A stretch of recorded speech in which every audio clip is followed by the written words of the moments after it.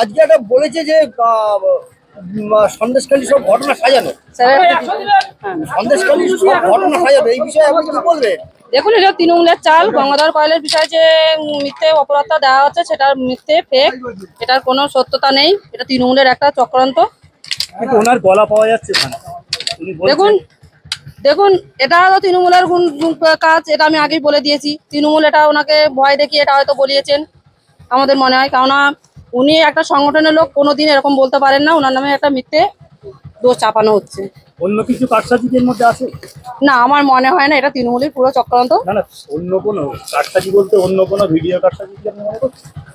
দেখুন, আমার এটা জানা নেই, আমি বলতে পারছি না। আর যেটা আমার পরিষ্কার আমার সামনে, সেটা হলো এটা তৃণমূলের চক্রান্ত। এখানে আমাদের ভারতীয় জনতা পার্টির কোনো সদস্য এরকম করতেই পারেন না। উনি বলছেন যে যে মানে বিজেপি সাজিয়েছে বিষয়টা, যে ওখানকার নেতা শাহজাহানের মতো, শাহজাহানের সঙ্গে নেতা, তাদেরকে যদি জেলে পড়ে যায় তাহলে আন্দোলন অনেক বৃহৎ আন্দোলন করা যাবে।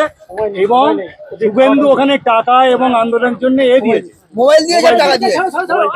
দেখুন, এটা তৃণমূলের গুন্ডাদের একটা ভয়, ওনাকে হয়তো ভয় দেখে এরকম কিছু বলিয়েছেন।